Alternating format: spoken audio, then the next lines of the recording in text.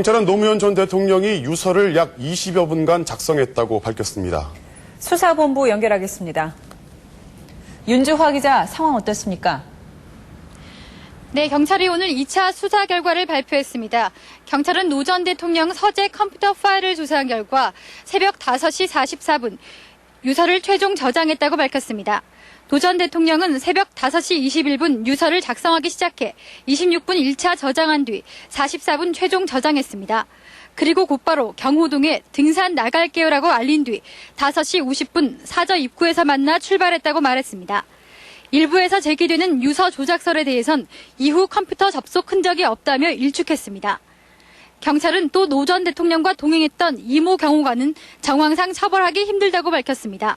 지나가는 등산객을 보고 등을 돌리는 노 전 대통령을 경호하기 위해 등산객 쪽으로 시선을 돌린 사이 순식간에 벌어진 일이라는 진술에 따른 겁니다.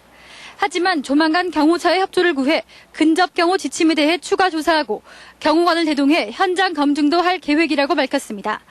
경찰은 처음 유서를 발견한 박모 비서관 등 2명의 비서관에 대해서 내일 조사할 방침입니다. 또 장례 일정이 마무리되는 대로 유족과 경호실에 대한 조사도 할 계획입니다. 지금까지 수사본부에서 MBC 뉴스 윤주화입니다. 노무현 전 대통령은 어제 새벽 산에 오르기 전에 따라 나서려는 권양숙 여사를 따돌린 것으로 확인됐습니다. 또 산에 오르기 전에는 마을 주민과 인사도 나눴습니다. 보도에 정영민 기자입니다. 노무현 전 대통령이 사저를 나왔던 어제 새벽, 당시 깨어있던 권양숙 여사가 산행에 따라 나서려 하자 노 전 대통령은 그럽시다라고 대답했습니다. 그런데 권 여사가 옷을 차려입는 사이 노 전 대통령은 권 여사 몰래 경호관 한 명만 대동한 채 집을 나왔습니다.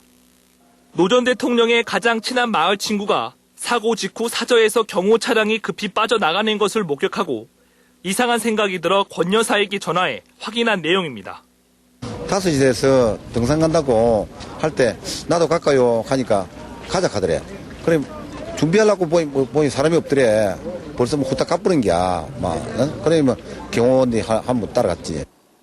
산에 오르기 전인 6시쯤 노 전 대통령은 인근의 마늘밭에서 마을 주민도 만난 것으로 확인됐습니다. 노 전 대통령은 이 주민에게 마늘 작황에 대해서 물었고 그 이상의 다른 질문은 없었습니다. 마늘 캐내 가더라고. 아이고 반갑습니다. 가고.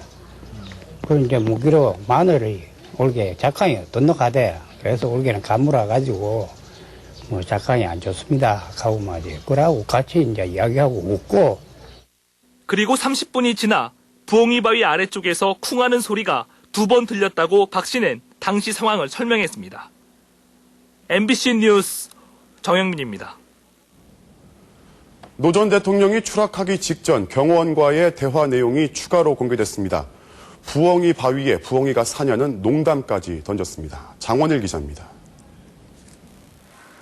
사저 뒤 봉화산 중턱 부엉이 바위에 올라 20여 분간 휴식을 취하던 노 전 대통령은 수행한 경호관과 가볍게 대화를 나눴습니다.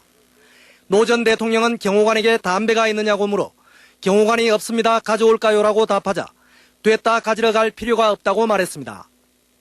또 부엉이 바위에 부엉이가 사느냐며 가볍게 농담을 건넨 뒤 마침 등산로 쪽으로 지나가는 사람을 보고 누구지라고 물었습니다. 이 대화를 끝으로 한동안 침묵이 흐른 뒤 노 전 대통령이 갑자기 바위 아래로 뛰어내렸습니다. 경호관은 손쓸 틈조차 없었다고 경찰 조사에서 말했습니다. 잠시 시선을 돌리는 사이 스스로 부엉이 바위 아래로 뛰어내리는 뒷모습을 목격하였다고 진술하고 있습니다. 이모 경호관은 노 전 대통령을 그냥 뒤따라갔을 뿐이며 경호관의 특성상 단순히 수행만 하기 때문에 평소와 다른 기색이 있었는지는 몰랐다고 말했습니다. MBC 뉴스 장원을입니다.